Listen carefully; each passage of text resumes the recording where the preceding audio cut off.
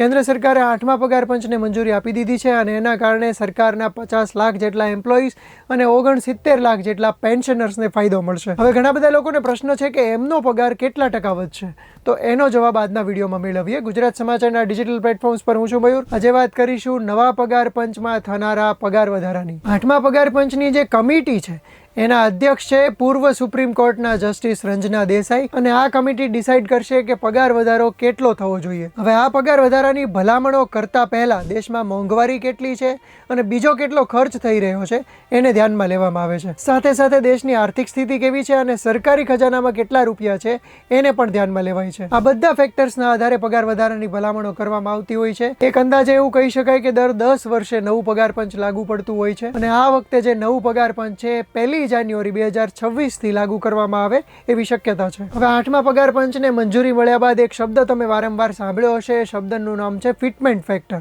આ ફિટમેન્ટ ફેક્ટરના આધારે કોનો કેટલો પગાર વધશે નક્કી થતું હોય છે। સામાન્ય સમજણ મેળવીએ તો આ ફિટમેન્ટ ફેક્ટર એ મોંઘવારી કેટલી છે અને જીવન નિર્વાહ માટેનો ખર્ચ કેટલો છે એટલે કે કોસ્ટ ઓફ લિવિંગ કેટલું છે એના આધારે નક્કી થતો હોય છે અને તમારો જે બેસિક સેલરી હોય, બેસિક પે હોય એને આ ફિટમેન્ટ ફેક્ટર વડે ગુણવામાં આવે એટલો તમને પગાર વધારો મળતો હોય છે। 7મા પગાર પંચમાં આ ફિટમેન્ટ ફેક્ટરનો જે આંકડો હતો એ 2.57 જેટલો હતો એટલે કે બેસિક પગાર જે હતો એને 2.57 વડે ગુણવામાં આવે એટલો પગાર વધારો નોકરિયાતોને મળ્યો હતો। હવે 8મા પગાર પંચમાં અનુમાન એવું લગાવવામાં આવી રહ્યું છે કે આ ફિટમેન્ટ ફેક્ટર 1.83 થી 2.86 સુધીનો રહી શકે છે। ફરીથી કહી દઉં કે પગાર વધારો થાય ત્યારે બેસિક સેલરી સાથે આ ફિટમેન્ટ ફેક્ટરને ગુણવામાં આવતો હોય છે અને ત્યાર પછી જે ડીએ છે એટલે કે ડિયરનેસ અલાઉન્ટ, જેને આપણે મોંઘવારી ભથ્થું પણ કહીએ છીએ, એને 0 કરી દેવામાં આવે છે કારણ કે મોંઘવારીને ઓલરેડી ફિટમેન્ટ ફેક્ટરમાં કન્સિડર કરી લેવામાં આવી છે। એક અનુમાન પ્રમાણે અત્યારે જે લોકોનો બેસિક સેલરી 18,000 થી 20,000 વચ્ચે છે